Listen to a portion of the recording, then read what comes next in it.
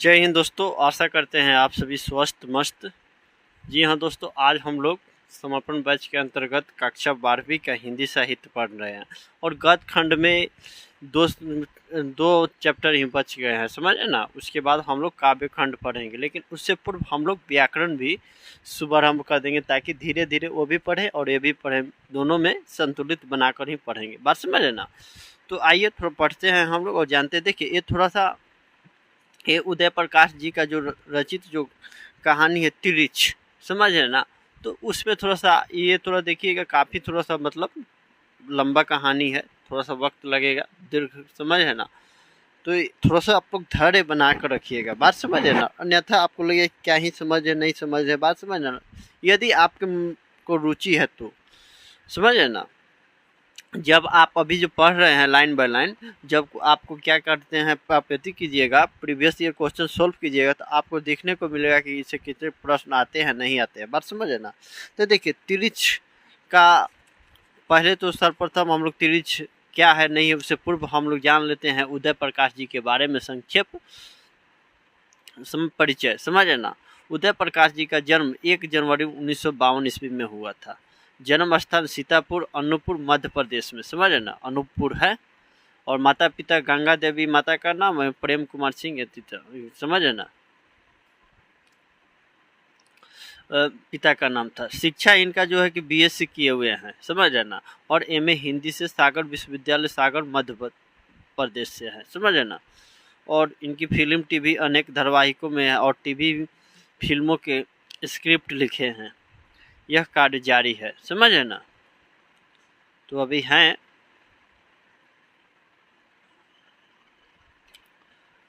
तो ये हुआ संक्षेप परिचय इनका, समझ है ना। अब चलते हैं तिरिच पाठ के मुख्य केंद्र बिंदु पर हम लोग आते हैं, जहाँ से हम लोग का अध्ययन आज का प्रारंभ करना है। चूँकि हम लोग को जानना है कि तिरिच जो तिरिच है, तो तिरिच का मतलब लोग कहते हैं कि तिरछा है, ये क्या क्या है। लेकिन इसको जब तक हम लोग कहानी को गहन अध्ययन नहीं करते हैं, तब तक हम लोग कह नहीं सकते हैं कि वास्तविक इसका अर्थ क्या है और इस तिरिच से क्या अभिप्राय लेखक व्यक्त करना चाहते हैं। ये बात समझ है ना। तो देखिए, तिरिच मतलब क्या बोलते हैं भैया, खारा ना हो, बिल्कुल आरा हो, तिरछी लकीर हो। तिरिच एक विषैला प्राणी होता है जिसके काटने से इंसान की मौत हो जाती है। मतलब देखिए, ये अलग अलग है।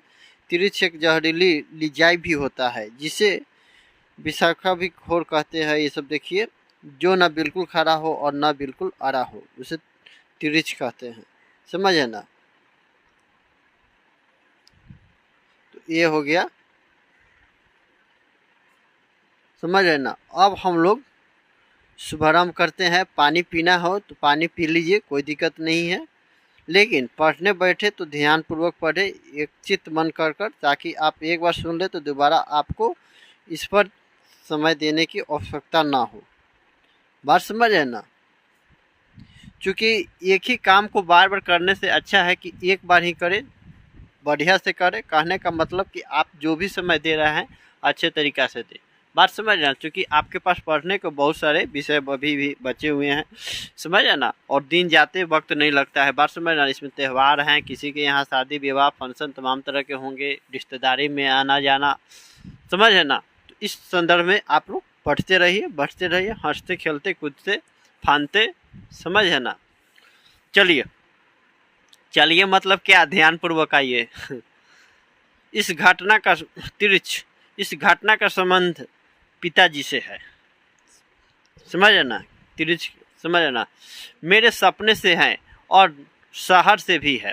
शहर के प्रति जो एक जन्मजात भय होता है उससे भी है, जन्मजात भय, समझ है ना। पिताजी तब 55 साल के हुए थे। दुबला शरीर, बाल बिल्कुल मक्के के भुए जैसे सफ़ेद, समझ रहे मक्का के भुए क्या होते हैं। सिर पर जैसे रुई रखी हो। वे सोचते ज़्यादा थे, बोलते बहुत कम, समझ है ना। कुछ लोग की आदत होती है सोचने का ज़्यादा ही, अब बोलते बहुत कम। जब बोलते तो हमें राहत मिलती, जैसे देर से रुकी हुई सांस निकल रही हो।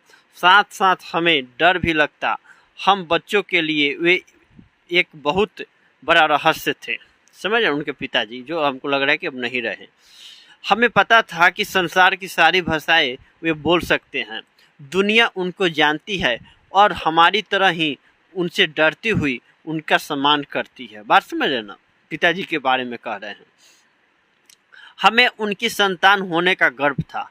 कभी कभी वैसे ऐसा सालों में एक आध बार ही होता। वे शाम को हमें अपने साथ टहलाने कहीं बाहर ले जाते। चलने से पहले वे मुंह में तंबाकू भर लेते। तंबाकू के कारण वे कुछ बोल नहीं पाते थे। वे चुप रहते। यह चुप्पी हमें बहुत गंभीर, गौरवशाली, आश्चर्यजनक और भारी भरकम लगती। छोटी बहन कभी उनसे रास्ते में कुछ पूछना चाहती तो फौरन मैं उसका जवाब देने की कोशिश करता, जिससे पिताजी को बोलना ना पड़े। बात समझे ना, ये अपना बात कर रहे हैं कि किस तरह की कहानी प्रारंभ होता है, कैसे कैसे हालात हुआ। वैसे यह काम काफ़ी मुश्किल और जोखिम भरा होता, क्योंकि मैं जानता था कि अगर मेरा जवाब गलत हुआ तो पिताजी को बोलना पड़ जाएगा। बोलने में उन्हें परेशानी होती थी। एक तो तंबाकू की पीक निकालनी पड़ती थी, फिर जिस दुनिया में वे रहते थे वहाँ से निकलकर यहाँ तक आने में उन्हें एक कठिन दूरी तय करनी पड़ती थी। कुछ लोग को आदत होता है कि चलते चलते अपना सोचते रहते हैं और काम करते रहते हैं। बात समझ ना, उसमें भी तंबाकू खाने की आदत, वो लत, समझ है ना, तो उसकी बात हो रही है। वैसे बहन के सवालों में कोई खास बात होती नहीं थी। जैसे वह यही पूछ लेती कि सामने छिवले की सूखी टहनी पर बैठी उस चिड़िया को क्या कहते हैं। समझे ना, बच्चे तो कई सारे के प्रश्न पूछ ही देते हैं। जैसे आप कक्षा 10वीं में पढ़े होंगे कि नाखून क्यों बढ़ता है। बात समझना, जो ललित निबंध है हजारी प्रसाद द्विवेदी जी का, अगर आप ध्यानपूर्वक पढ़े हो तो आपको याद आ रहा होगा। मैं चूंकि सारी चिड़ियों को जानता था, इसलिए बता सकता था कि वह नीलकंठ है और दशहरे के दिन उसे जरूर देखना चाहिए। मेरी कोशिश रहती थी कि पिताजी को आराम रहे और वे सोचते रहे। बात समझ रहे ना, मेरी और माँ की दोनों की पूरी कोशिश रहती कि पिताजी अपनी दुनिया में सुख चैन से रहे। वे दुनिया हमारे लिए बहुत रहस्यपूर्ण थी, लेकिन हमारे घर की और हमारे जीवन की बहुत सी समस्याओं का अंत पिताजी वहीं रहते हुए करते थे। बात समझना, जैसे जब मेरी फीस की बात आई, उस समय हमारे पास का आखिरी गिलास भी गुम गया था और सब लोग लोटे में पानी पीते थे। पिताजी 2 दिन तक बिल्कुल चुप रहे। माँ को भी शक हुआ कि पिताजी फीस की बात बिल्कुल भूल गए हैं या इसका हल उनके बस की बात नहीं है। लेकिन तीसरे दिन सुबह सुबह पिताजी ने मुझे एक पत्र लिफाफे में रख कर दिया और शहर के डॉक्टर पंत के पास भेजा। मुझे बहुत आश्चर्य हुआ जब डॉक्टर ने मुझे शरबत पिलाई, घर के भीतर ले जाकर अपने बेटे से परिचय कराया और 100 के 3 नोट मुझे दिए। समझना, कुल 300 रुपये। हम पिताजी पर गर्व करते थे, प्यार करते थे, उनसे डरते थे और उनके होने का एहसास ऐसा था जैसे हम किसी किले में रह रहे हों। ऐसा किला जिसके चारों ओर गहरी नहरें खुदी हुई हो, बुर्ज बहुत ऊंची हो, दीवारें सख्त लाल चट्टानों की बनी हुई हो और हर बाहरी हमले के सामने हमारा किला अभेद हो। पिताजी एक खूब मजबूत किला थे।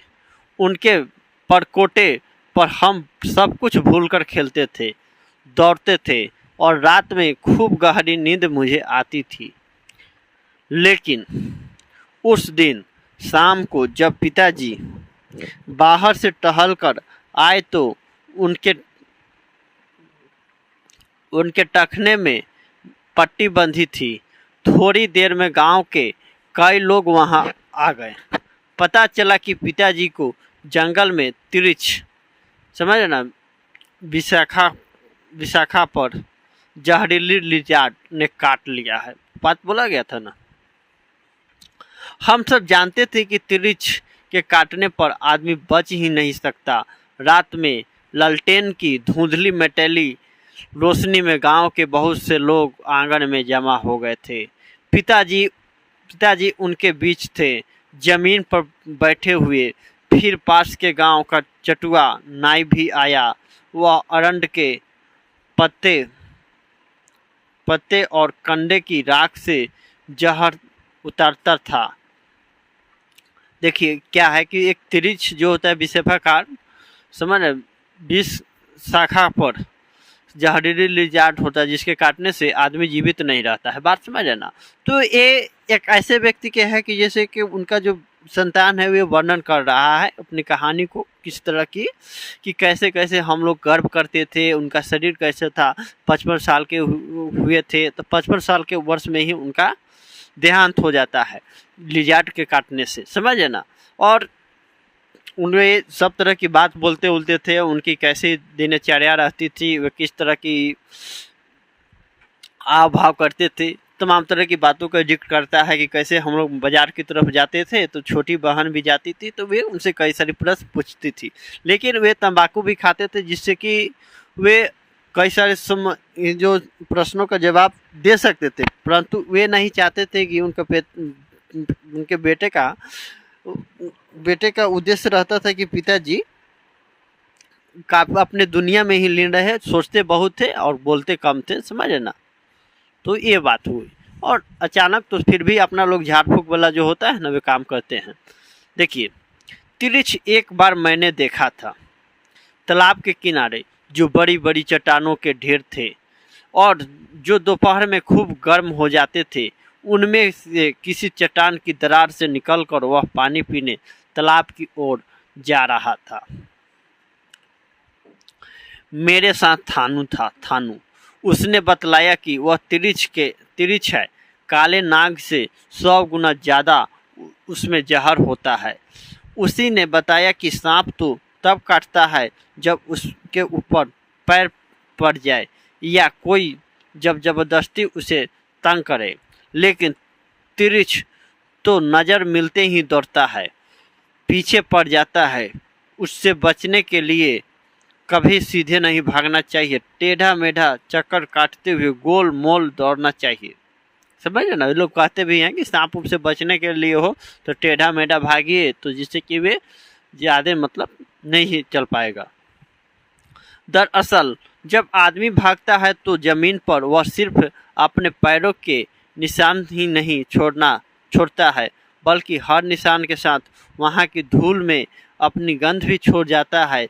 तिरछ इसी गंध के सहारे दौड़ता है। थानू ने बतलाया कि तिरछ को चकमा देने के लिए आदमी को यह करना चाहिए कि पहले तो वह बिल्कुल पास कदम रखकर जल्दी कुछ दूर दौड़े, फिर 4-5 बार खूब लंबी छलांग दे।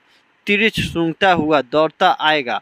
जहाँ पास के पैर के निशान होंगे वहाँ उसकी रफ्तार खूब तेज हो जाएगी और जहाँ से आदमी ने छलांग मारी होगी वहाँ आकर वह उलझन में पड़ जाएगा। समझे ना। वह इधर उधर तब तक भटकता रहेगा जब तक उसे अगले पैर का निशान और उसमें बसी गंध नहीं मिल जाती। समझ ना। ये लोग अपना बात करते कितना सत्य है अथवा नहीं सत्य है, ये भाई ये बात को समझिएगा। समझे ना। हमें तिरछ के बारे में 2 बातें और पता थी। एक तो यह कि जैसे ही वह आदमी को काटता है वैसे ही वहाँ से भागकर किसी जगह पेशाब करता है और उस पेशाब में लौट जाता है। अगर तिरछ ने ऐसा कर लिया तो आदमी बच नहीं सकता। अगर उसे बचना है तो तिरिछ के पेशाब में लौटने के पहले ही खुद किसी नदी, कुएं या तालाब में डुबकी लगा लेनी चाहिए। फिर तिरिछ के ऐसा करने से पहले ही उसे मार देना चाहिए। समझे ना, ये लोग कह रहे हैं कि ऐसे ऐसे करने का एक कहानी है भैया, इसको पढ़िएगा, इसमें ज़्यादा किंतु परंतु सोचने की आवश्यकता नहीं है। समझे ना। दूसरी बात यह कि तिरिछ काटने के लिए तभी दौड़ता है जब उससे नजर टकरा जाए। अगर तिरिछ को देखो तो उससे कभी आंख मत मिलाओ। आंख मिलते ही वह आदमी की गंध पहचान लेता है और फिर पीछे लग जाता है। फिर तो आदमी चाहे पूरी पृथ्वी का चक्कर लगा ले, तिरिछ पीछे पीछे आता है। मैं भी तमाम बच्चों की तरह उस समय तिरिछ से बहुत डरता था। मेरे दुख स्वप्न के सबसे खतरनाक पात्र दो ही थे, एक हाथी और दूसरा तिरिछ। हाथी तो फिर भी दौड़ता दौड़ता थक जाता था और मैं पेड़ पर चढ़कर बच जाता था या फिर उड़ने लगता था, लेकिन तिरिछ उसके सामने मैं तो किसी इंद्रजाल में बंध जाता था। मैं सपने में कहीं जा रहा होता तो अचानक ही किसी जगह वह मिल जाता। उसकी जगह तय नहीं होती थी। कोई ज़रूरी नहीं था कि वह चट्टानों की दरार में, पुरानी इमारतें के पिछवाड़े या किसी झाड़ी के पास दिखे। वह मुझे बाजार में, सिनेमा हॉल में, किसी दुकान या मेरे कमरे में भी दिख सकता था। यहाँ तक आप लोगों को समझ में आया होगा। देखिए, मैं सपने में कोशिश करता था कि उससे नज़र ना मिलने पाए, लेकिन वह इतनी परिचित आंखों से मुझे देखता कि मैं अपने आप को रोक नहीं पाता था और बस आंख मिलते ही उसकी नज़र बदल जाती थी। वह दौड़ता था और मैं भागता था। मैं गोल गोल चक्कर लगाता था, जल्दी जल्दी पास डग भरकर अचानक खूब लंबी लंबी छलांगे लगाने लगता। उड़ने की कोशिश करता, किसी ऊंची जगह पर चढ़ जाता, लेकिन मेरी 1000 कोशिशों के बावजूद वह चकमा नहीं खाता था। वह मुझे बहुत घाघ, समझदार, चतुर और खतरनाक लगता। मुझे लगता कि वह मुझे खूब अच्छी तरह से जानता है। उसकी आंखों में मेरे लिए परिचय की जो चमक थी, उससे मुझे लगता कि वह मेरा ऐसा शत्रु है जिसे मेरे दिमाग में आने वाले हर विचार के बारे में पता है। समझ रहे, अपना अनुभव बता रहे हैं कि ऐसे लोगों के मन में एक मतलब क्या भ्रम जो होता है ना कि दम बैठ जाता है कि ऐसा ऐसा है। वही मेरा सबसे खौफनाक, यातनादायक, भयक्रांत और बेचैनी से भरा यही सपना था। भागते भागते मेरा पूरा शरीर थक जाता, फेफड़े फूल जाते, मैं पसीने में लथपथ होकर बेदम होने लगता और एक बहुत ही डरावनी सुन कर डालने वाली मृत्यु मेरे बिल्कुल करीब आने लगती। समझे ना। मैं जोरों से चीखता, रोने लगता, पिताजी को, थानू को या माँ को पुकारता और फिर मैं जान जाता कि यह सपना है। लेकिन यह पता चल जाने के बावजूद मैं अच्छी तरह से जानता कि तब भी मैं अपनी इस मृत्यु से नहीं बच सकता। मृत्यु नहीं, तिरिछ द्वारा अपनी हत्या से। और ऐसे में मैं सपने में ही कोशिश करता कि किसी तरह जाग जाऊं। मैं पूरी ताकत लगाता, सपने के भीतर आंखें खोलकर फाड़ता, रोशनी को देखने की कोशिश करता और जोर से, और है भैया ये और लिखा हुआ, और जोर से कुछ बोलता। कई बार बिल्कुल ऐन मौके पर मैं जागने में सफल भी हो जाता। माँ बतलाती कि मुझे सपने में बोलने और चीखने की आदत है। समझे ना। कुछ लोग होता है कि नींद में ही चलने लगते हैं, नींद में ही बोलने उलने लगते हैं, समझे ना। दिन में भर जो हरकत करते हुए रात में सोए रहते हैं नींद में ही, तो अचानक वे उसको दोहराने लगते हैं। कुछ बच्चों का, कुछ लोगों का आदत होता है, समझे ना। कई बार उन्होंने मुझे नींद में रोते हुए देखा था, रोते हुए भी देखा था। ऐसे में उन्हें मुझे जगा डालना चाहिए, लेकिन वे मेरे माथे को सहलाकर मुझे रजाई से ढक देती थी। गर्मी के दिन नहीं है भैया, ठंडे के दिन है, इसलिए रजाई उड़ा दिया जाता था। गर्मी में किसी को रजाई उड़ाइएगा तो बस उसके जीवन का ही सत्यानाश हो जाएगा। और मैं भी उसी खौफनाक दुनिया में अकेला छोड़ दिया जाता था। अपनी मृत्यु बल्कि अपनी हत्या से बचने की कोशिश में भागता दौड़ता चीखता। वैसे धीरे धीरे मैंने अनुभव से यह जान लिया था कि आवाज़ ही ऐसे मौके पर मेरा सबसे बड़ा अस्त्र है, जिससे मैं तिरछे से बच सकता था। लेकिन दुर्भाग्य से हर बार इस अस्त्र की याद मुझे बिल्कुल अंतिम समय पर आती थी, समझ रहे ना। कुछ लोग का होता है कि मतलब डर उड़ गए तो जय हनुमान ज्ञान गुण सागर, जय कपीस लोग के उजागर, हनुमान चालीसा पढ़ने लगे, तो कोई गाना उना गाने लगे, तो कोई भाई कुछ अदर एक्टिविटी करने लगते हैं, जिससे कि उनका मन बहल जाए, उधर से मन चल है। बात समझ रहे ना। कुछ लोग वहीं पर कांपने उपने लगते हैं, समझ रहे कि जीवन में कुछ बचा ही नहीं है, लास्ट ऑप्शन मान लेते हैं। तब जब वह मुझे बिल्कुल पा लेने वाला होता, अपनी हत्या की सांसें मुझे छूने लगती। मौत के नशे से भरे एक निर्जीव लेकिन डरावने अंधेरे से मैं घिर जाता। लगता मेरे नीचे कोई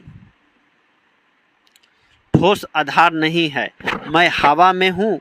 और वह पल आ जाता है जब मेरे जीवन का अंत होने वाला होता। तभी बिल्कुल इसी एक बहुत ही छोटे और नाजुक पल में मुझे अपने इस अस्त्र की याद आती और मैं जोर जोर से बोलने लगता, और इस आवाज़ के सहारे मैं सपने से बाहर निकल आता। मैं जाग जाता, जग नहीं जाता, मैं जाग जाता, समझ रहे ना। कई बार मुझसे पूछती भी थी, कई बार माँ मुझसे पूछती भी थी कि मुझे क्या हो गया था।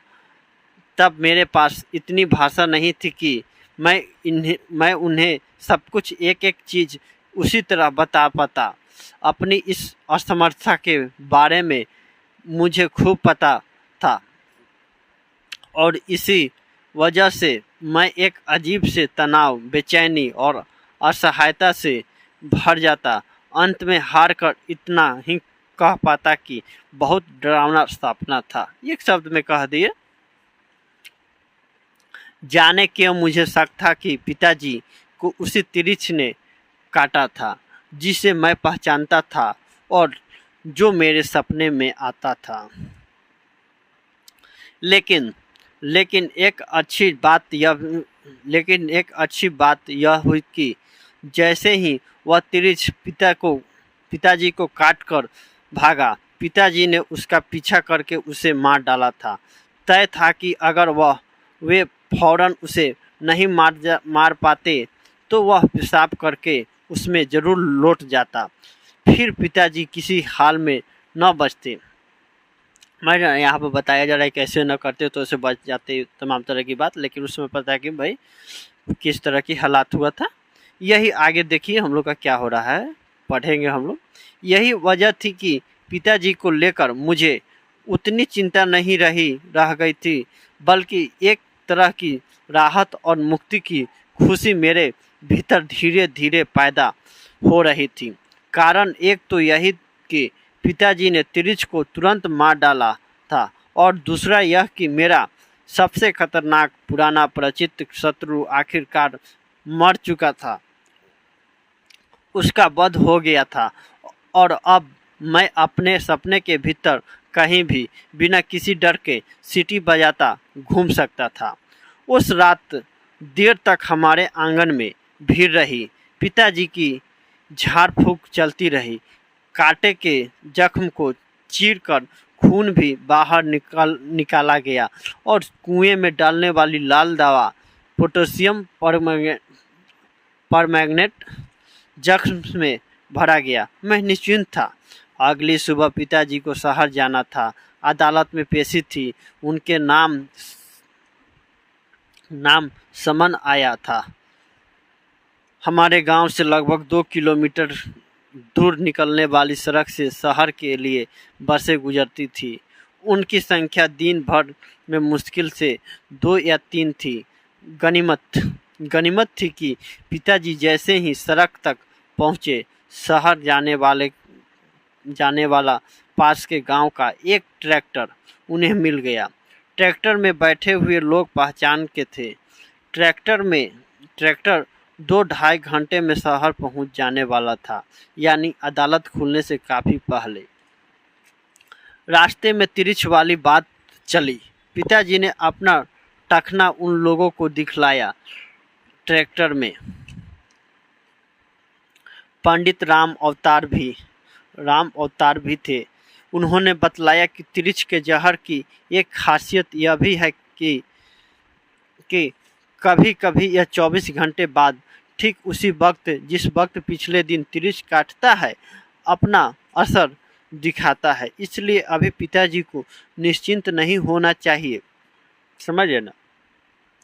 ट्रैक्टर के लोगों ने पिताजी का ध्यान एक और बड़ी गलती की ओर खींचा।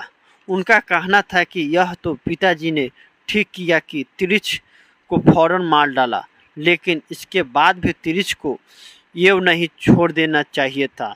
उसे कम से कम जला जरूर देना चाहिए था। लोग ऐसे तरह के देखिए ना आगे क्या हो रहा है, थोड़ा सा धैर्य बना कर रखे, समझ है ना। मूवी आप देखते हैं तो थोड़ा धैर्य पूर्वक आप देखते हैं ना। उन लोगों को कहना था कि बहुत से कीड़े मकोड़े और जीव जंतु रात में चंद्रमा की रोशनी में दोबारा जी उठते हैं। चांदनी में जो ओस और शीत होती है उसमें अमृत होता है। और कई बार ऐसा देखा गया है कि जिस सांप को मरा हुआ समझकर रात में यूं ही फेंक दिया जाता है, उसका शरीर चांद की शीत में भीगकर दोबारा जी उठता है और वह भाग जाता है, समझ है ना। फिर वह हमेशा बदला लेने की ताक में रहता है, समझ है ना। लोग अपनी तरह की बात कह रहे हैं।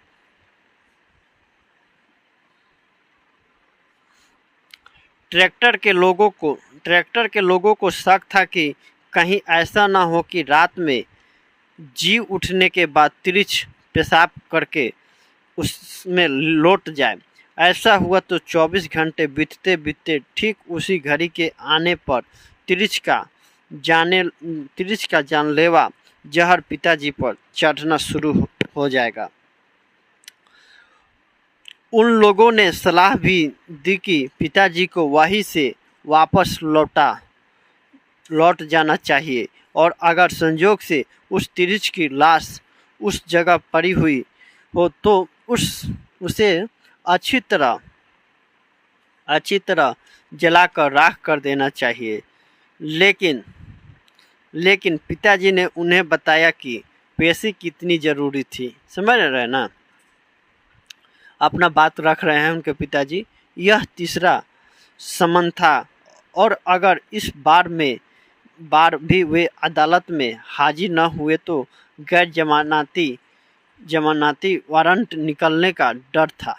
वारंट समझ है ना, सब कुर्की जब्ती पर लाया जाता है। पेशी भी हमारे उसी मकान को लेकर थी जिसमें हमारा परिवार रह रहा था, समझ ना। वकील को पिछले 2 बार की पेशी में फीस भी नहीं दी जा सकी थी और कहीं अगर उसने लापरवाही दिखला दी और जज सनक गया तो वह हमारी कुर्की डिक्री भी करवा सकता था। विचित्र स्थिति थी कि अगर पिताजी उस तिरछ को लाश को जलाने के लिए ट्रैक्टर ट्रैक्टर से उतरकर वहीं से गांव लौट आते तो गैर जमानती वारंट के तहत वे गिरफ्तार कर लिए जाते और हमारा घर हमसे छीन जाता, अदालत हमारे खिलाफ हो जाती। समझे ना। लेकिन पंडित राम अवतार एक वैद्य भी थे। ज्योतिष पंचांग के अलावे उन्हें जड़ी बूटियों की भी बड़ी गहरी जानकारी थी। उन्होंने सुझाया कि एक तरीका ऐसा है जिससे पिताजी पेशी में हाजिर भी हो सकते हैं और तिरिच के जहर से 24 घंटे के बाद बच भी सकते हैं। उन्होंने बताया कि चरक का निचोड़ इस सूत्र में है कि विष ही विष की औषधि होता है। जैसे लोग कुछ नहीं कहते, डायमंड कट्स डायमंड, लोहा लोहा को काटता है, हीरा हीरा को काटता है। तो ये तमाम तरह की बात है, लेकिन आगे कहानी है तो देखिए। अगर धतूरे के बीज कहीं मिल जाए तो वह तिरिच के जहर की काट तैयार कर सकते हैं। समझे ना। अगले गांव सामतपुर में ट्रैक्टर रोक दिया गया और एक तेली के खेत में धतूरे के पौधे आखिरकार खोज निकाले गए। समझे ना। धतूरे के बीजों को पीसकर उसे तांबे के पुराने सिक्के के साथ उबालकर काढ़ा तैयार किया गया। काढ़ा बहुत कड़वा था, इसलिए उसे चाय में मिलाया गया और पिताजी को वह चाय पिला दी गई। इसके बाद सभी निश्चिंत हो गए। एक बहुत बड़े खतरे से पिताजी को निकालने की कोशिश हो रही थी। समझे ना। लोग अपना अपना डॉक्टरी का उपाय करने लगते हैं, ऐसे करो वैसे करो, तमाम तरह के, विशेषकर गाँव में अधिकतर देखा जाता है। आपको डॉक्टर के पास नहीं जाने देंगे, उससे पहले आपका इलाज अपने स्तर से लोग करते हैं। वैसे मुझे तिरिच के बारे में तीसरी बात भी पता थी, जो पिताजी के जाने के कई घंटे बाद अचानक याद आ गई थी। यह बात सांप की उस बात से मिलती जुलती थी जिसके फलस्वरूप आगे चलकर कैमरे का आविष्कार हुआ था। समझे ना। उस समय बात कर रहे हैं कि कैमरा का आविष्कार नहीं हुआ था, लेकिन आगे बाद में हुआ। माना यह जाता था कि अगर कोई आदमी सांप को मार रहा हो तो अपने मरने से पहले वह सांप अंतिम बार अपने हत्यारे के चेहरे को पूरी तरह से बहुत गौर से देखता है। आदमी उसकी हत्या कर रहा होता है और सांप टकटकी बांधकर उस आदमी के चेहरे की एक एक बारीकी को अपनी आँख के भीतरी पर्दे में दर्ज कर रहा होता है। सांप की मृत्यु के बाद सांप की आँख के भीतरी पर्दे पर उस आदमी का चित्र स्पष्ट दर्ज हो जाता है। समझ ना। तो ये बात कर रहे हैं, कुछ लोग गांव में भी भ्रांति फैला देते हैं कि सांप को मार दो, आँख फोड़ दो, नहीं तो रात में काट लेगा। ये तमाम तरह की बात, ये कितना सत्य है अथवा असत्य है, इसका मैं इसका प्रमाण सिद्ध करने नहीं आया हूँ, लेकिन आप इसको समझिए भैया। देखिए, बाद में आदमी के जाने के बाद उस सांप का दूसरा जोड़ा आकर उस मरे हुए सांप की आंख के भीतर झांकता है और इस तरह वह हत्यारा पहचान लिया जाता है। सारे सांप उसे पहचानने लगते हैं। फिर वह कहीं भी चला जाए उससे बदला लेने की फिराक में वे रहते हैं। हर सांप उसका शत्रु होता है। समझे ना। मुझे शक था कि मरे हुए तिरिच की आंख के भीतरी पर्द पर पिताजी का चेहरा दर्ज होगा। कोई दूसरा तिरिच आकर उस लाश की आंख में झांकेगा और पिताजी वहाँ पहचान लिए जाएंगे। मेरे भीतर उस बात को लेकर बेचैनी पैदा हुई कि पिताजी ने एक सतर्कता क्यों नहीं बरती। उन्हें तिरिच को मारने के साथ ही किसी पत्थर से उसकी दोनों आंखों को कुचलकर फोड़ देना चाहिए था। समझे ना। अफसोस किया जा रहा है, लेकिन अब क्या हो सकता है। पिताजी शहर जा चुके थे और मेरे सामने उलझन और चुनौती थी कि गांव के पास फैले इतने बड़े जंगल में किस जगह तिरिच को मारकर उन्होंने छोड़ा था, वह जगह मैं खोज निकालूं। समझे ना। देखिए, मैं थानों के साथ बोतल में मिट्टी का तेल, किरोसिन तेल, दिया सलाई और डंडा लेकर जंगल में तिरिछ को खोज में भटकता रहा।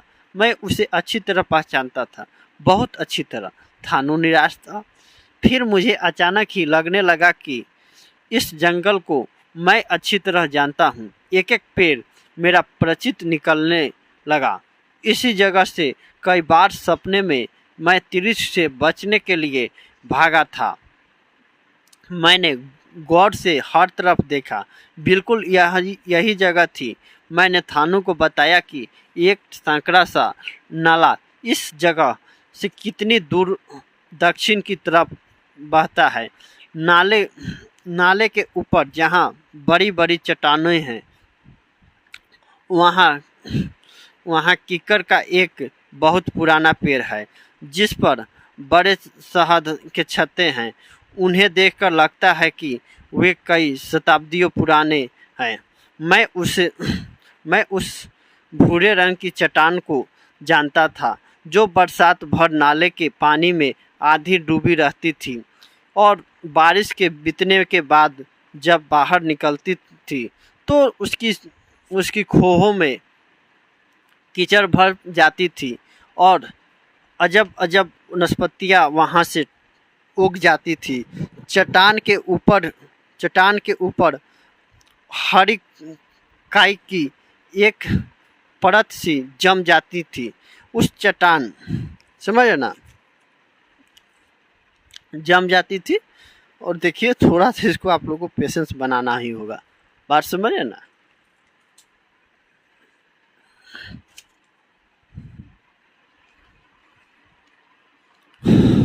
इतना बड़ा कहानी है ना, थोड़ा सा पानी पीना भी पड़ेगा। इसी चट्टान की सबसे ऊपर वाली दरार में तिरिछ रहता था। थानू इस बात को मेरी कल्पना मान रहा था, लेकिन बहुत जल्द हमें वह नाला मिल गया। कीकर का वह बूढ़ा पेड़ भी, जिस पर शहद के छत्ते थे, और वहाँ चट्टान भी। तिरिछ की लाश चट्टान से जरा हटकर जमीन पर घास के ऊपर चित पड़ी हुई थी।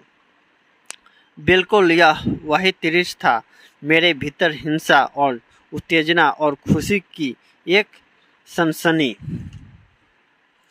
दौड़ रही थी। थानू ने और मैंने सूखे पत्ते और लकड़ियाँ इकट्ठी की। खूब सारा मिट्टी का तेल उसमें डाला और उसमें आग लगा दी। तिरिछ उसमें जल रहा था। उसके जलने की चिराय गंध हवा में फैल रही थी। मेरा मन जोर से चिल्लाने को हुआ, लेकिन मैं डरा कि कहीं मैं जाग न जाऊं और यह सब कुछ सपना न साबित हो जाए। ये संदेह में चल रहा है कि सपना ना हो जाए, ये सच ना हो जाए। समझ ना। मैंने थानू की ओर देखा। वह रो रहा था। वह मेरा बहुत अच्छा दोस्त था। मेरे सपने में इसी जगह से निकलकर उस तिरिछ ने कई बार मेरा पीछा करना शुरू किया था। आश्चर्य था कि इतने लंबे अरसे से उसके अड्डे की इतनी अच्छी तरह से जानने के बावजूद कभी दिन में आकर मैंने उसे मारने की कोई कोशिश नहीं की थी। मैं आज बेतहाशा खुश था। पंडित राम अवतार ने बतलाया था कि ट्रैक्टर ने 9:45 बजे के लगभग शहर का चुंगी नाका पार किया था। वहाँ उन्हें नाके का टोल टैक्स चुकाने के लिए कुछ देर रुकना भी पड़ा था। वहाँ पर पिताजी ट्रैक्टर से उतरकर पेशाब करने गए थे। लौटने पर उन्होंने बताया कि उनका सिर कुछ घूम सा रहा है।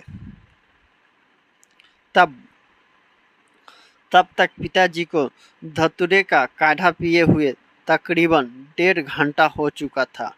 ट्रैक्टर ने पिताजी को शहर में 10:05 के आसपास छोड़ दिया था। ट्रैक्टर में ही बैठे पलरा गांव की, देखिए ना, पलरा या पलरा गांव के मास्टर नंदलाल का कहना था कि जब शहर में मिनर्वा टॉकीज के पास वाले चौराहे पर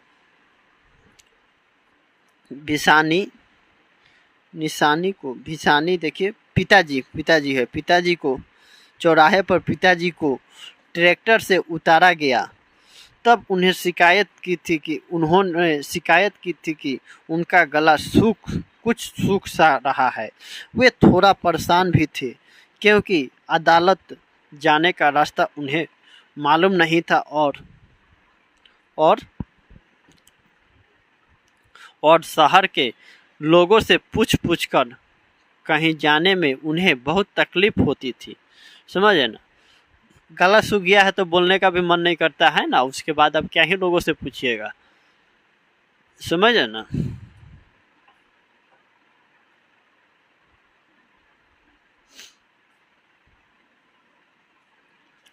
पिताजी के साथ एक दिक्कत यह भी थी कि गांव या जंगल की पगडंडियों तो उन्हें याद रहती थी, शहर की सड़कों को वे भूल जाते थे।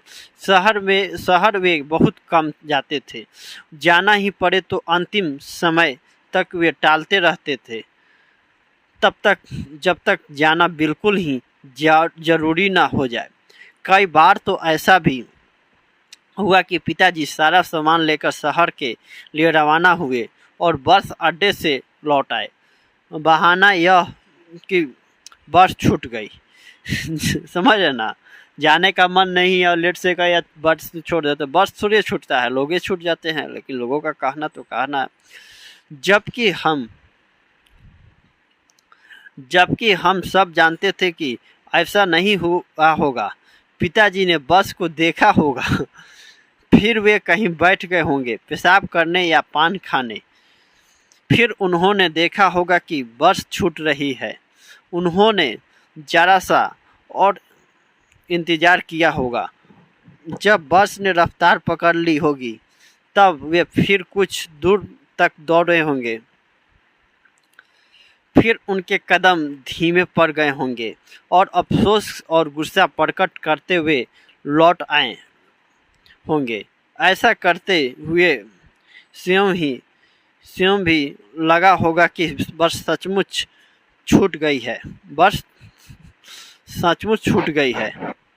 ऐसे में जबकि हम मान चुके होते हैं कि वे शहर जा चुके हैं, वे लौटकर हमें चकित कर देते हैं। समझ ना, लगता है लोगों कि वे शहर जा चुके हैं, लेकिन उसी दरमियान वे लौट जाते हैं।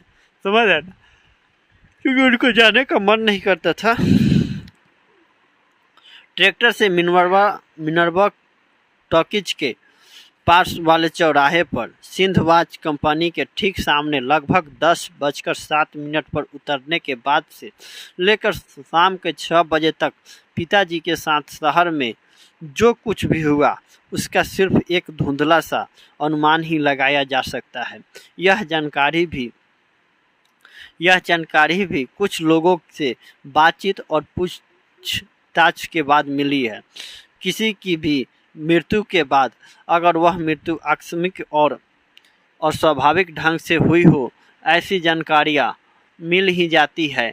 उस दिन बुधवार 17 मई 1972 को सुबह 10:10 से लेकर शाम 6 बजे तक लगभग 7.25 घंटे में पिताजी कहाँ गए, कहाँ उनके साथ क्या हुआ, इसका बहुत सही और विस्तृत ब्यौरा तो मिलना मुश्किल है। जो सूचनाएं या जानकारियां बाद में मिली, उनके जरिए उन घटनाओं का सिर्फ अनुमान ही लगाया जा सकता है। जैसा कि पलरा भी देखिए सही है, जैसा कि पलरा गांव के मास्टर नंदलाल का कहना था कि जब पिताजी ट्रैक्टर से उतरे तभी उन्होंने गला सूखने की शिकायत की थी। इसके पहले चुंगी नाका के पास जब पेशाब करके पिताजी लौटे थे तो उन्होंने सिर घूमने की बात की थी। यानी पिताजी पर धतूरे के बीजों का असर होना शुरू हो गया था। वैसे भी शहर पहुंचने तक पिताजी को काढ़ा पिए हुए लगभग 2 घंटे हो चुके थे। मेरा अनुमान है कि उस समय पिताजी को प्यास बहुत लगी होगी। गला भिगोने के लिए वे किसी होटल या ढाबे की तरफ गए भी होंगे, लेकिन जैसा कि मुझे उनके स्वभाव के बारे में पता है, वे वहाँ कुछ देर तक खड़े रहे होंगे और फिर एक गिलास पानी मांगने का फैसला न कर सके होंगे। एक बार उन्होंने बताया भी था कि कुछ साल पहले गर्मियों के दिन में जब उन्होंने किसी होटल में पानी मांगा था तो वहाँ काम करने वाले नौकर ने उन्हें गाली दी थी। समझ रहे ना, कहीं कहीं होता है कि होटल में आप जाइए, कुछ नहीं खाइएगा और पानी मांगिएगा तो लोग वहाँ पर गुस्सा भी जाते हैं। कुछ लोग होते हैं और सामाजिक तत्व से वे लोग जुड़े रहते हैं तो उनका बात, कुछ लोग जाते बाकायदे पानी मांगिएगा तो आप कुछ नाश्ता उश्ता भी दे। पिताजी बहुत संवेदनशील थे, इसलिए उन्होंने अपनी प्यास को दबाया होगा और वे वहाँ से चल पड़े होंगे। कुछ लोग थोड़ा सा बात सुनने के बाद रिस जाते हैं, चिढ़ जाते हैं और कुछ भी दीजिए वे स्वीकार नहीं करते, लेकिन कुछ लोग 9-11 हो जाते हैं। 10:15 बजे से लेकर 11 बजे के बीच 45 मिनट तक पिताजी कहाँ गए, इसकी कोई जानकारी कहीं से नहीं मिलती। इस बीच ऐसी कोई खास घटना भी नहीं हुई जिससे कोई कुछ कह सके।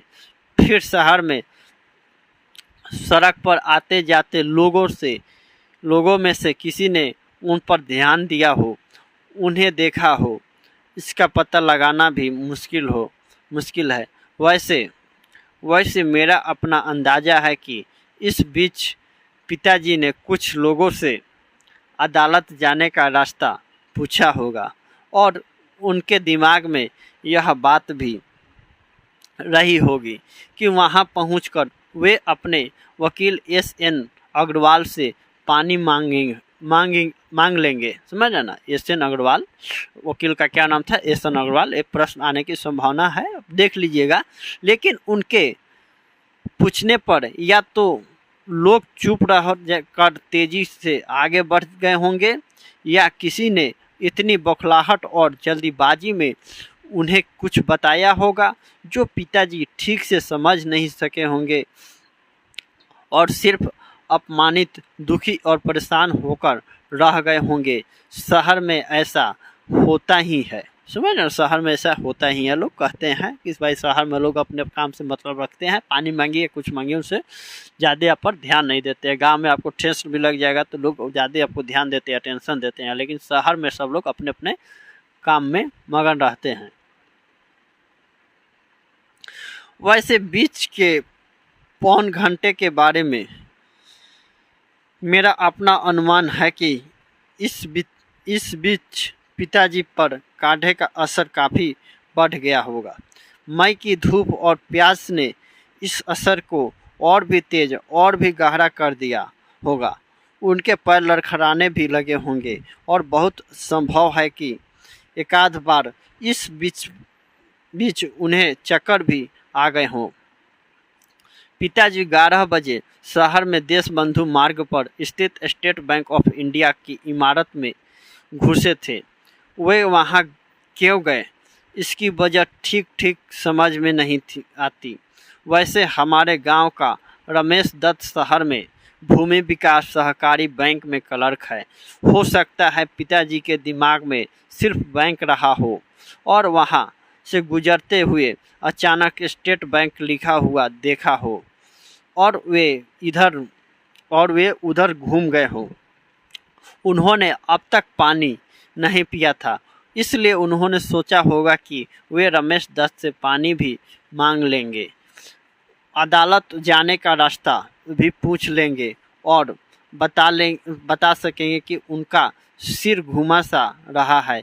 यह भी कि कल शाम को उन्हें तिरिच ने, देखिए थोड़ा सा कहानी लंबा है इसलिए इसको थोड़ा सा एक ही क्लास में हम इसको समझ है ना, लगभग लग रहा है कि 2 घंटे क्या हो जाएगा, फिर भी नहीं, क्या ही है। तिरिच ने काटा था। स्टेट बैंक के कैशियर अग्निहोत्री के अनुसार वह उस समय कैश रजिस्ट्री चेक कर रहा था।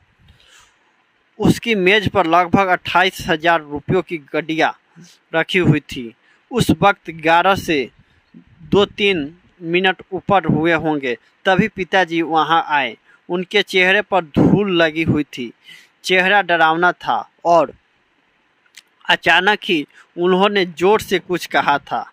अग्निहोत्री का कहना था कि मैं अचानक डर गया। अमूमन ऐसे लोग बैंक के इतने भीतर कैशियर के टेबल तक नहीं पहुंच जाते। अग्निहोत्री का कहना यह भी था कि अगर वह पिताजी को एकाध मिनट पहले से अपनी ओर आता हुआ देख लेता तब शायद न डरता, लेकिन हुआ यह कि वह पूरी तरह से कैश रजिस्टर के हिसाब किताब में डूबा हुआ था।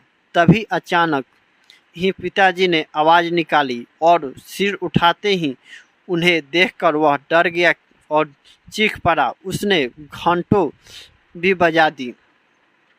बैंक के चपरासियों, 2 चौकीदारों और दूसरे कर्मचारियों के अनुसार अचानक ही कैशियर की चीख और घंटी की आवाज़ से सब चौंक गए और उस तरफ दौड़े। तब तक नेपाली चौकीदार थप्पा ने पिताजी को दबोच लिया था और मारता हुआ कॉमन रूम की तरफ ले जा रहा था। एक चपरासी रामकिशोर, जिसकी उम्र 45 के आसपास थी, उन्होंने कहा कि उसने समझा कि कोई शराबी दफ्तर में घुस आया है या पागल, और चूंकि उसकी ड्यूटी बैंक के मुख्य दरवाजे पर थी इसलिए ब्रांच मैनेजर उसे चार्ज शीट कर सकता था। लेकिन हुआ यह कि जब पिताजी को मारा जा रहा था तभी उन्होंने अंग्रेजी में कुछ बोलना शुरू कर दिया। इसी वजह से चपरासियों का शक बढ़ गया। इसी बीच शायद असिस्टेंट ब्रांच मैनेजर मेहता ने यह कह दिया कि इस आदमी की अच्छी तरह से तलाशी ले लेना, तभी बाहर निकलने देना। वैसे चपरासी रामकिशोर का कहना था कि पिताजी का चेहरा अजीब तरह से डरावना हो गया था। उस पर धूल जमा हो गई थी और उल्टी की बास आ रही थी।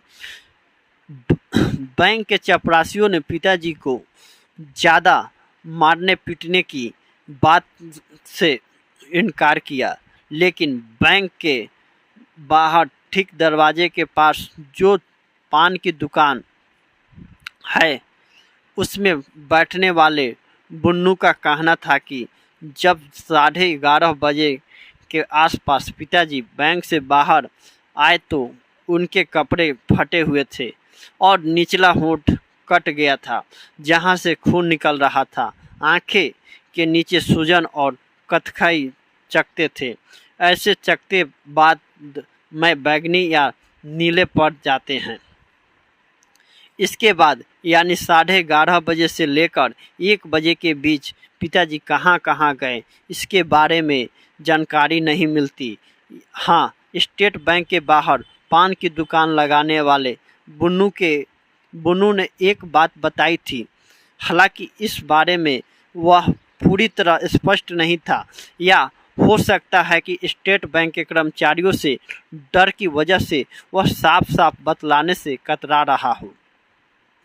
बुन्नू ने बतलाया था कि स्टेट बैंक से बाहर निकलने पर वह शायद पर बहुत जोर डाल रहा था।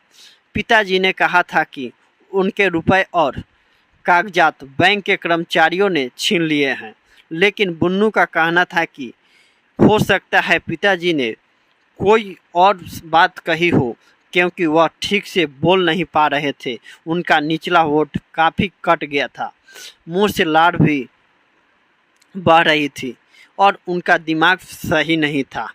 मेरा अंदाज़ा है कि इस समय तक पिताजी पर काढ़े का असर बहुत ज़्यादा हो चुका था। हालांकि पंडित राम अवतार इस बात से इनकार करते हैं।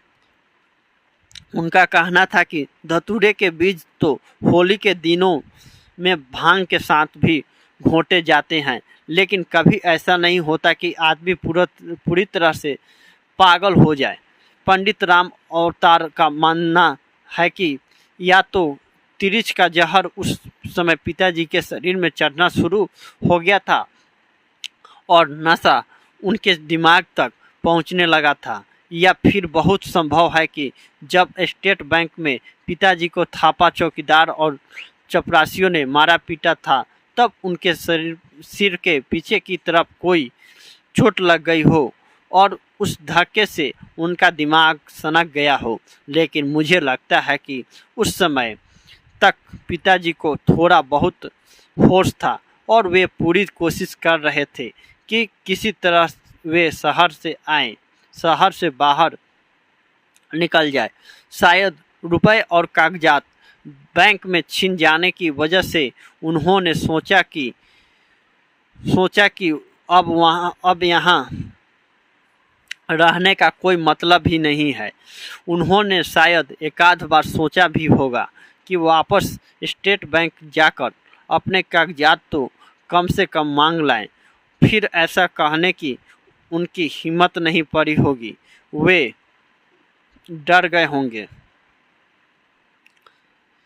उन्हें उनके जीवन में पहली बार इस तरह से मारा गया था, इसलिए वे ठीक से सोच पाने में सफल नहीं हो पा रहे होंगे। उनका शरीर बहुत दुबला था और बचपन से ही उन्हें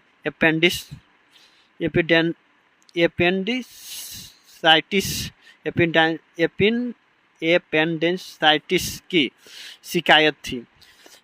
यह भी हो सकता है कि उस वक्त तक उन पर काढ़े का असर इतना ज़्यादा हो गया हो कि वे एक चीज़ पर देर तक सोच ही नहीं पा रहे हो और दिमाग में हर पल पैदा होने वाला छोटे छोटे बुलबुले जैसे विचारों या नए नए झटकों के वश में आकर इधर से उधर चल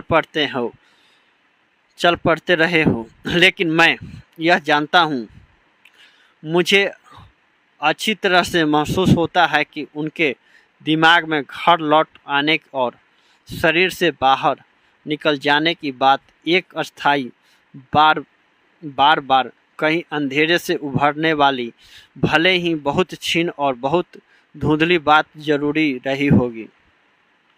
रही होगी।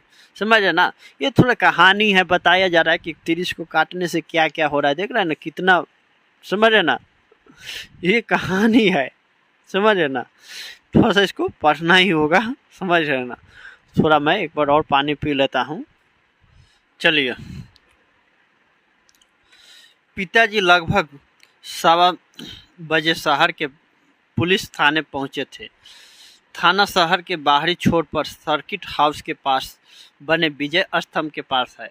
आश्चर्य यह है कि थाने से बमुश्किल 1 किलोमीटर दूर अदालत पहुंच सकते थे। समझ में यह नहीं आता कि पिताजी अगर यहाँ तक पहुँचे थे, क्या अब तक उनके दिमाग में अदालत जाने की बात रह भी गई थी। उनके कागजात तो नहीं रह गए थे। थाने के SHO राघवेंद्र प्रताप ने कहा कि उस वक्त 1:15 हुए थे। वे घर से लाए गए टिफिन को खोलकर लंच लेने की तैयारी कर रहे थे। आज टिफिन में पराठों के साथ करेले रखे हुए थे। करेले वे खा नहीं पाते और इसी उलझन में थे कि अब क्या करें। तभी पिताजी वहां आए थे। उनके शरीर पर कमीज नहीं थी, पैंट फटी हुई थी। लगता था कि वे कहीं गिरे होंगे या किसी वाहन ने उन्हें टक्कर मारी होगी। थाने में उस वक्त एक ही सिपाही गजाधर प्रसाद शर्मा मौजूद था। सिपाही का कहना था कि उसने सोचा कि शायद कोई भिखमंगा थाने में घुस आया है, समझ रहे ना। उसने आवाज भी दी, लेकिन पिताजी अब तक SHO राघवेंद्र प्रताप सिंह की टेबल तक पहुंच चुके थे। SHO ने कहा कि करेलों की वजह से वैसे भी उनका मूड ऑफ था। बहुत लोग करेला खाना पसंद नहीं करते हैं, समझ ना। 13 साल के विवाहित जीवन के बावजूद पत्नी यह नहीं जान पाई थी कि उन्हें कौन सी चीज बिल्कुल नापसंद है। शादी के 13 साल हो गए हैं, इतनी नापसंद कि वे उन चीज़ों से घृणा करते हैं। उन्होंने जैसे ही निवाला मुंह में रखा, पिताजी बिल्कुल उनके करीब पहुंच गए। पिताजी के चेहरे और कंधों के नीचे उल्टी लगी हुई थी और उसकी बहुत तेज गंध उठ रही थी। SHO ने पूछा कि क्या बात है। तो जवाब में पिताजी ने जो कुछ कहा उसे समझना बहुत मुश्किल था। SHO राघवेंद्र प्रताप सिंह बाद में पछता रहे थे कि अगर उन्हें मालूम होता कि यह आदमी बकेली ग्राम का प्रधान और भूतपूर्व अध्यापक है, समझना, अध्यापक है, तो उसे थाने में ही कम से कम 2-4 घंटे बिठा लेते, बाहर न जाने देते। लेकिन उस समय उन्हें लगा कि यह कोई पागल है और उन्हें खाते हुए देखकर यहाँ तक घुस आया है। इसलिए उन्होंने सिपाही गजाधर शर्मा को गुस्से में आवाज दी। सिपाही पिताजी को घसीटता हुआ बाहर ले गया। गजाधर शर्मा का कहना था कि उसने पिताजी के साथ कोई मारपीट नहीं की थी और उसने देखा कि जब वे थाने में आए थे तब उनका निचला ओठ कटा था। ठुड्डी पर कहीं रगड़ा खाकर गिरने से खरोंच के निशान थे और कोहनियाँ छिली हुई थी। वे कहीं न कहीं गिरे जरूर थे। यह कोई नहीं जानता कि थाने से निकलकर लगभग 1.5 घंटे पिताजी कहाँ कहाँ भटकते रहे। सुबह 10:07 पर जब वे शहर आए थे और मिनर्वा टॉकीज के पास वाले चौराहे पर ट्रैक्टर से उतरे थे, तब से लेकर अब तक उन्होंने कहीं पानी पिया था या नहीं, इससे जानना मुश्किल है। इसकी संभावना भी कम ही बनती है। हो सकता है तब तक उनका दिमाग इस काबिल न रह गया हो कि वे प्यास को भी याद रख सके। लेकिन अगर वे पुलिस थाने तक पहुँचे तो उनके मस्तिष्क में नशे के बावजूद कहीं बहुत कमज़ोर सा अंधेरे में डूबा यह ख्याल रहा होगा कि वे किसी तरह अपने गांव जाने का रास्ता वहां पूछ ले या उस ट्रैक्टर का पता पूछे या फिर अपने रुपए और अदालती कागजात छीन जाने की रिपोर्ट वहां लिखा दे। यह सोचने के करीब पहुंचना ही बुरी तरह से बेचैन कर डालने वाला है कि उस समय पिताजी सिर्फ त्रिछ के जहर और धतूरे के नशे के खिलाफ ही नहीं लड़ रहे थे, बल्कि हमारे मकान को बचाने की चिंता भी कहीं न कहीं उनके नशे की नींद में से बार बार सिर उठा रही थी। शायद उन्हें अब तक यह लगने लगा हो कि यह सब कुछ जो हो रहा है सिर्फ एक सपना है पिताजी इससे जागने और बाहर निकलने की कोशिश करते रहे होंगे। समझ रहे ना।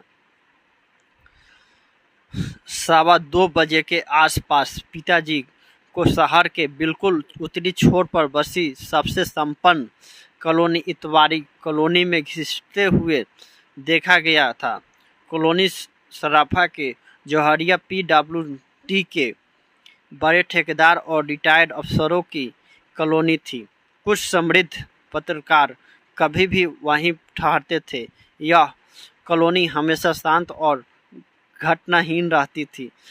समझ रहे ना। जिन लोगों ने यहाँ पिताजी को देखा था उन्होंने बताया कि उस वक्त तक उनके शरीर में सिर्फ एक पट्टेदार जंघिया बचा था, जिसका नारा शायद टूट गया था। समझ रहे ना, डोरी।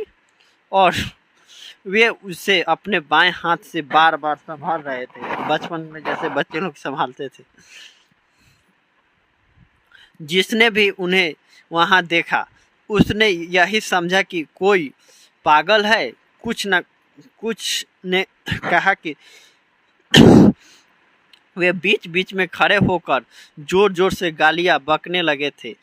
बाद में उसी कॉलोनी में रहने वाले एक रिटायर्ड तहसीलदार सोनी साहब और शहर के सबसे बड़े अखबार के विशेष संवाददाता और कवि सत्येंद्र थपलियाल ने बताया कि उन्होंने पिताजी के बोलने को ठीक से सुना था और दरअसल वे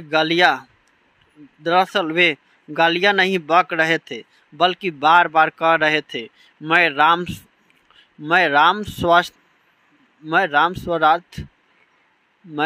स्वरार्थ Prasad, ex school headmaster and village head of ग्राम बकेली।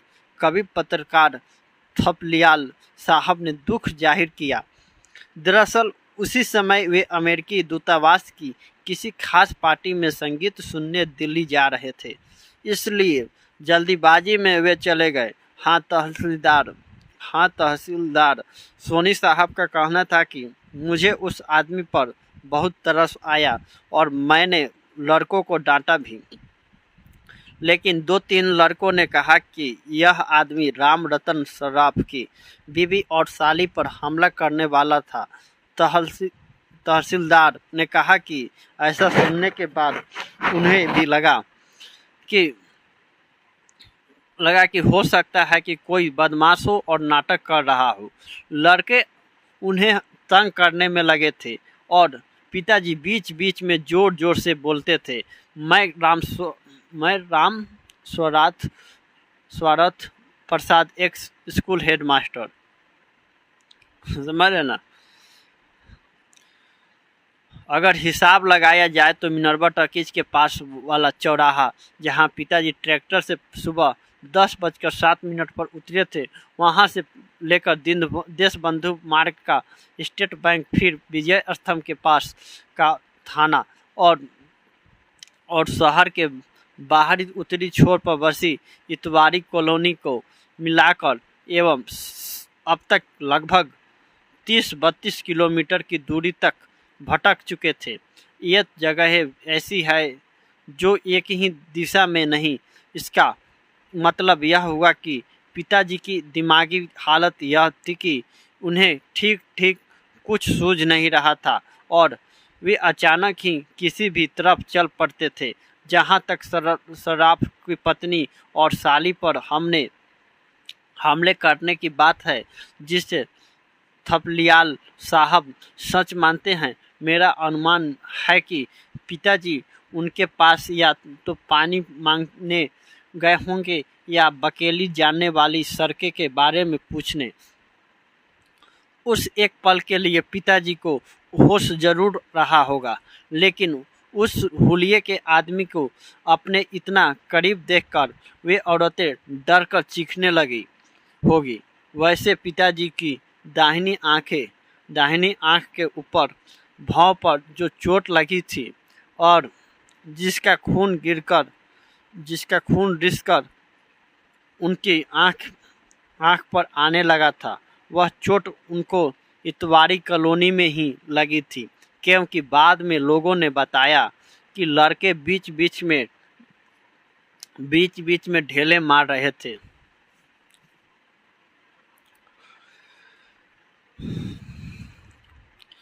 वह जगह इतवारी कॉलोनी से बहुत दूर नहीं। जिस जगह पिताजी को सबसे ज़्यादा चोटें लगी, नेशनल रेस्टोरेंट नाम के एक सस्ते से ढाबे के सामने की खाली जगह पर पिताजी घिर गए थे। इतवारी कॉलोनी से लड़कों का जो झुंड उनके पीछे पड़ गया था, उसमें कुछ बड़ी उम्र के लड़के भी शामिल हो गए थे। नेशनल रेस्टोरेंट में काम करने वाले नौकर सते को कहना था कि पिताजी ने गलती यह की थी कि एक बार उन्होंने गुस्से में आकर भीड़ पर ढेले मारने शुरू कर दिए थे। शायद उन्हीं का एक बड़ा सा ढेला 7-8 साल के लड़की विकी अग्रवाल को लग गया था। समझ है ना, जिस एक लड़की को लग जा रहा है 7-8 साल का, जिसे बाद में कई टांगे लगे थे। सत्य का कहना था कि इसके बाद झुंड ज़्यादा खतरनाक हो गया था। वे हल्ला मचा रहे थे और हर तरफ से पिताजी पर पत्थर मार रहे थे। ढाबे के मालिक सरदार सतनाम सिंह ने बताया कि उस वक्त पिताजी के जिस्म पर सिर्फ पट्टे वाली एक हड्डी थी। दुबले शरीर की हड्डियां और छाती के सफ़ेद बाल दिख रहे थे। पेट पिचका हुआ था। वे धूल और मिट्टी में लिथेरे हुए थे। सिर के सफ़ेद बाल बिखर गए थे। दाहिनी आंख के ऊपर से और निचले ओठ से खून बह रहा था। सतनाम सिंह ने दुख और पछतावे के साथ कहा, मेरे को क्या मालूम था कि यह आदमी सीधा साधा इज्जतदार साख रसूख का इंसान है और नसीब के फेर में इसकी ये हालत हो गई है। वैसे ढाबे में कप प्लेट धोने वाला नौकर हरी का कहना था कि बीच बीच में पिताजी भीड़ को अंड बंड गालियां दे देकर ढेले मारने लगते थे। आओ ससुरो आओ, एक एक को मार डालूंगा वालों तुम्हारी की। लेकिन मुझे संदेह है कि पिताजी ने ऐसी कोई गाली दी होगी। हमने कभी भी उन्हें गाली देते नहीं सुना था। समझ है ना, कुछ लोग गाली उली नहीं देते, या बाहर में कुछ लोग करते हैं ना कि दोहरे स्वभाव बना कर रखते हैं। गांव में घर में पूरा स्वभाव सज्जन सादगी सरलता का प्रतीक मानते हैं, लेकिन बाहर में उनको अपना रुतबा दिखाई देते हैं। मैं पूरे विश्वास के साथ कह सकता हूँ, क्योंकि पिताजी को मैं बहुत अच्छी तरह से जानता हूँ कि इस समय तक उन्हें कई बार लगा होगा कि उनके साथ जो कुछ हो रहा है वह वास्तविकता नहीं है, एक सपना है। पिताजी को ये सारी घटनाएं उल जलूल उठपटांग और बेमतलब लगी होगी। वे इस सब पर अविश्वास करने लगे होंगे। उन्होंने सोचा होगा कि ये सब क्या बकवास है। वे तो गांव से शहर आए ही नहीं हैं। उन्हें किसी तिरिछ ने नहीं काटा, बल्कि तिरिछ तो होता ही नहीं। एक मनगढ़ंत और अंधविश्वास है, और धतूरे का काढ़ा पीने की बात तो हास्यास्पद है। वह भी एक तेली के खेत में उसका पौधा खोजकर उन्होंने सोचा होगा और पाया होगा कि भला उन पर कोई मुकदमा क्यों चलेगा। उन्हें अदालत में जाने की क्या जरूरत है। मैं जानता हूं कि सुरंग जैसा लंबा, सम्मोहक लेकिन डरावना सपना जैसा मुझे आता था, पिताजी को भी आता रहा होगा। मेरी और उनकी बहुत सी बातें बिल्कुल मिलती जुलती थी। मुझे लगता है कि इस समय तक पिताजी पूरी तरह से मान चुके होंगे कि यह जो कुछ हो रहा है सब झूठ और अवास्तविक है। इसलिए वे बार बार उस सपने से जागने की कोशिश करते रहे होंगे। अगर वे बीच बीच में जोर जोर से कुछ बोलने लगते थे या शायद गलियां बकने लगते थे, तो इसी कठिन कोशिश में कि वे उस आवाज़ के सहारे उस दुख स्वप्न से बाहर निकल आए। नेशनल रेस्टोरेंट के नौकरों और मालिक सरदार सतनाम सिंह ने जैसा बताया था, उसके अनुसार उस जगह पर पिताजी को बहुत चोटें आई थी। उनकी कनपट्टी माथे, पीठ और शरीर के दूसरे हिस्सों पर कई ईंट और ढेले आकर लग गए थे। सड़क का ठेका लेने वाले ठेकेदार अरोड़ा के 20-22 साल के लड़के संजू ने 2-3 बार लोहे की रॉड से भी मारा था। सत्य का तो कहना था कि इतनी चोटें से कोई भी आदमी मर सकता था। मुझे यह सोचकर एक अजीब सी राहत मिलती है और मेरी फंसती हुई सांसें फिर से ठीक हो जाती है कि उस समय पिताजी को कोई दर्द महसूस नहीं होता रहा होगा, क्योंकि वे अच्छी तरह से पूरी तार्किकता से और गहराई के साथ विश्वास करने लग गए होंगे कि यह सब सपना है, जो जैसे ही वे जागेंगे सब ठीक हो जाएगा। या नीचे फर्श पर सोते हुए मैं और छोटी बहन दिख जाएंगे, या गौराया का झुंड। हो सकता है कि उन्हें बीच बीच में अपने इस अजीबोगरीब सपने पर हंसी भी आई हो। अगर पिताजी ने गुस्से में लड़कों की तरफ खुद भी ढेले मारने शुरू कर दिए तो इसके पीछे पहले वजह तो यही थी कि उन्हें यह बहुत अच्छी तरह से पता था कि ढेले सपने के भीतर जा रहे हैं और इससे किसी को कोई चोट नहीं आएगी। यह भी हो सकता है कि पूरी ताकत से ढेला मारकर वे उत्सुकता और बेचैनी से यह इंतजार करते रहे हों कि जैसे ही वह जाकर किसी लड़के के सिर से टकराएगा, उसका माथा नष्ट होगा और एक ही झटके में इस दुख स्वप्न के टुकड़े टुकड़े बिखर जाएंगे और चारों ओर से वास्तविक संसार की बेतहाशा रोशनी अंदर आने लगेगी। उनका जोर जोर से चीखना भी दरअसल गुस्से के कारण नहीं था। वे असल में मुझे, छोटी बहन को, माँ को या किसी को भी पुकार रहे थे कि अगर वे अपने आप इस सपने में जाग पाने में सफल ना भी हो पाए, तब भी कोई आकर उन्हें जगा दे। एक सबसे बड़ी विडंबना भी इसी बीच हुई। हमारे गांव की ग्राम पंचायत के सरपंच और पिताजी के बचपन के पुराने दोस्त पंडित कंधईराम तिवारी लगभग 3:30 बजे नेशनल रेस्टोरेंट के सामने सड़क से गुजरे थे। वे रिक्शे पर थे। सामने इकट्ठी भीड़ को देखा है और उन्हें यह पता भी चल गया कि वहाँ पर किसी आदमी को मारा जा रहा है। उनकी यह इच्छा भी हुई थी कि वहाँ जाकर देखें कि आखिर मामला क्या है। उन्होंने रिक्शा रुकवा भी लिया, लेकिन उनके पूछने पर किसी ने कहा कि कोई पाकिस्तानी जासूस पकड़ा गया है जो पानी की टंकी में जहर डालने जा रहा था। उसे ही लोग मार रहे हैं। ठीक समझना, तिरछ से शुरू हुआ, पाकिस्तानी पर आ गया। देख रहे हैं ना, कहानी कहाँ से कहाँ घुमा रहा है। इतना मतलब क्या ही बोला जाए। ठीक इसी समय पंडित कंधईराम को गांव जाने वाली बस आती हुई दिखी और उन्होंने रिक्शा वाले से अगले चौराहे तक जल्दी रिक्शा बढ़ाने के लिए कहा।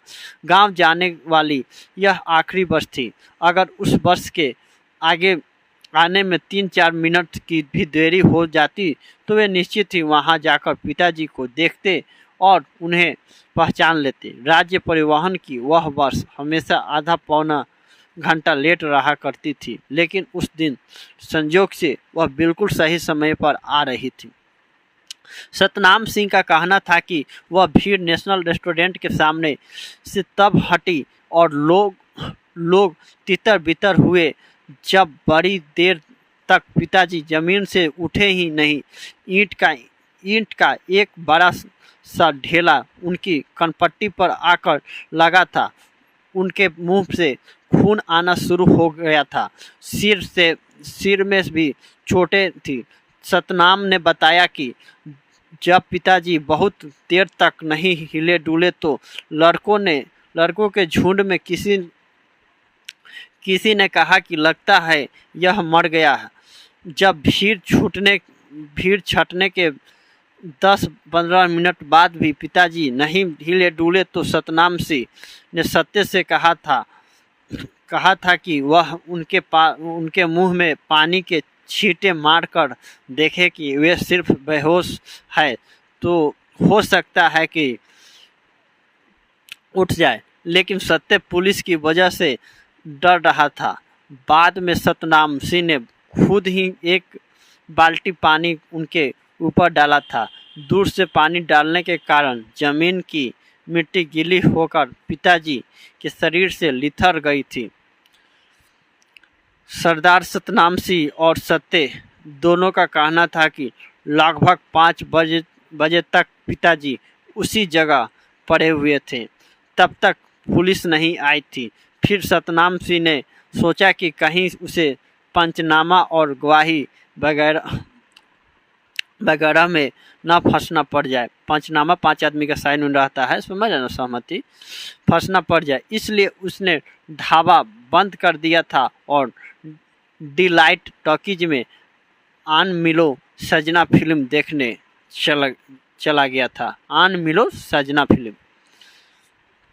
फिल्म उस समय लगभग 6 बजे थे जब सिविल लाइंस की सड़क की पटरियों पर एक कतार में बनी मोचियों की दुकान में से एक मोची गणेशवा की गुमटी में पिताजी ने अपना सिर घुसेरा। उस समय तक उनके शरीर पर चड्डी भी नहीं रह गई थी।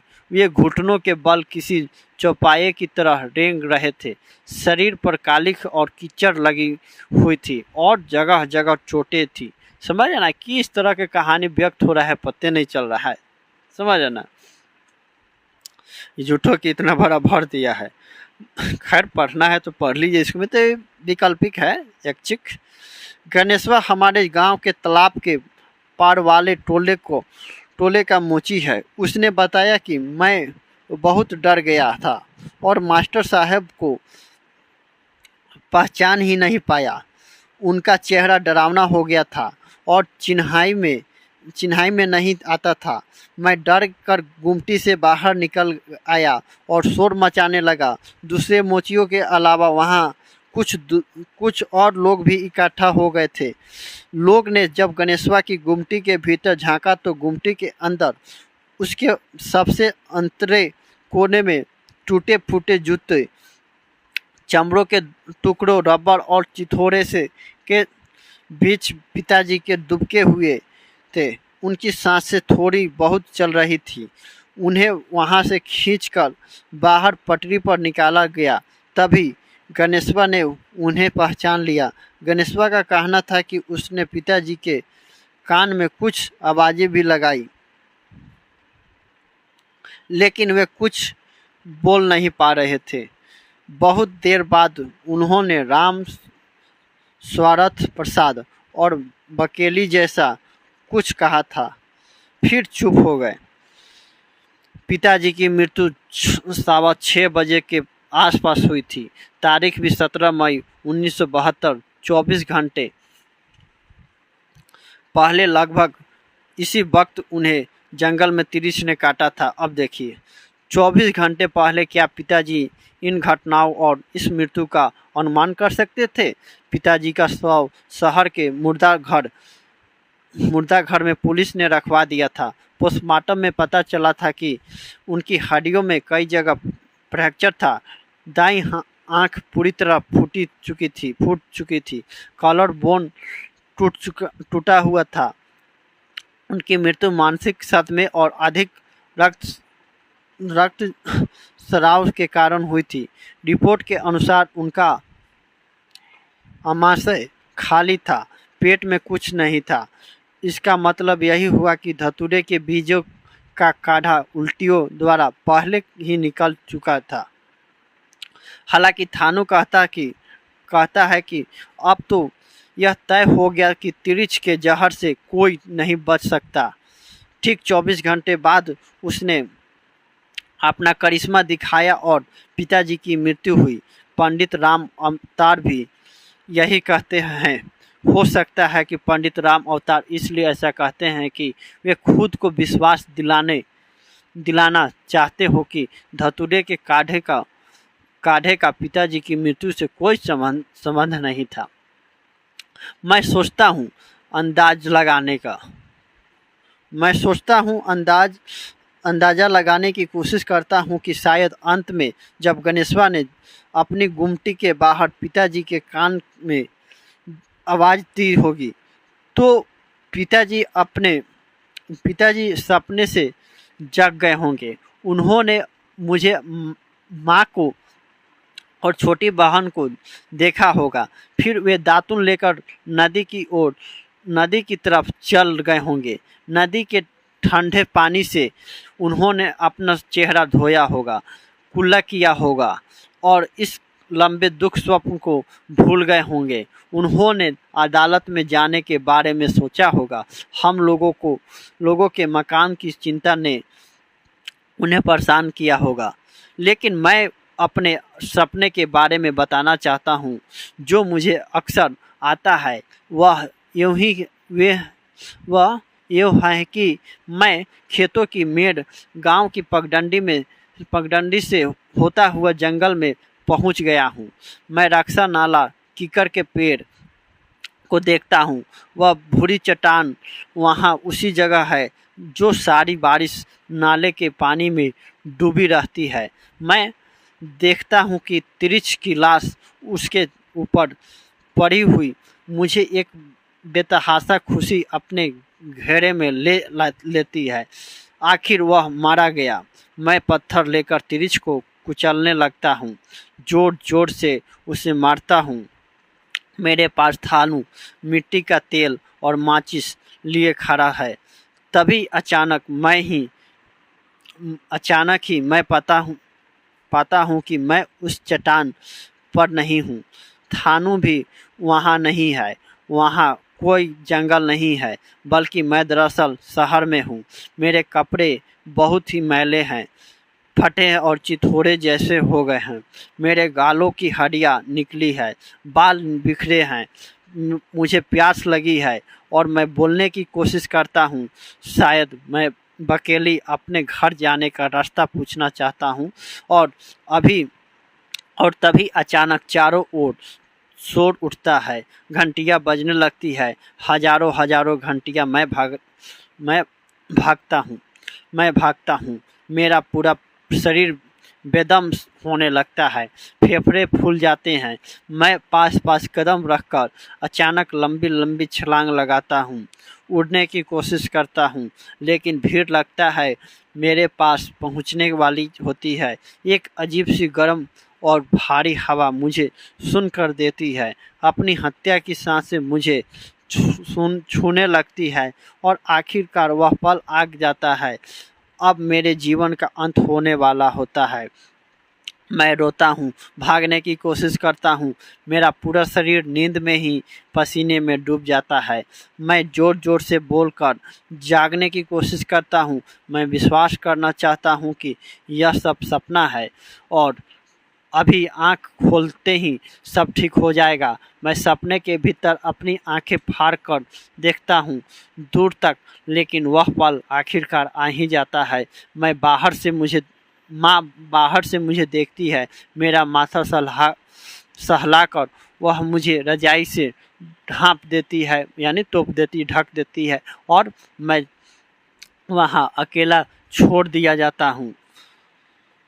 अपनी मृत्यु से बचने की कोशिश में झुरता, बेदम होता रोता चीखता और भागता। माँ कहती है मुझे अभी भी नींद में बड़बड़ाने और चीखने की आदत है, लेकिन मैं पूछना चाहता हूँ और यही सवाल मुझे हमेशा परेशान करता है कि मुझे आखिरकार अब तिरछ का सपना क्यों नहीं आता। समझ है ना।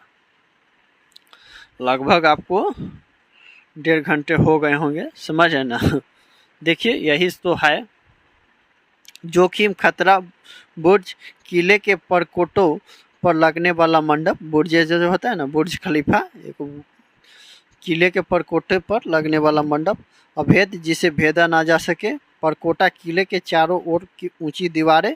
खौफनाक, भयानक, यातनादायक, यातना देने वाला, तकलीफ दे, भयक्रांत, भयभीत, खाग, भीतर ही भीतर सब कुछ समझने वाला, चतुर। समझ है ना। तो ये यहीं पर समाप्त हुआ। ये देखे ना कहानी का ये कितना घुमावदार है। तिरछ से शुरू हुआ, बिल्कुल दम तिरछा है, सीधा नहीं है। समझ है ना।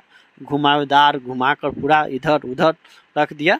तो ठीक है दोस्तों, मिलते हैं अगले क्लास में। तब तक मुझे याद दीजिए दोस्तों। जय हिंद, जय भारत।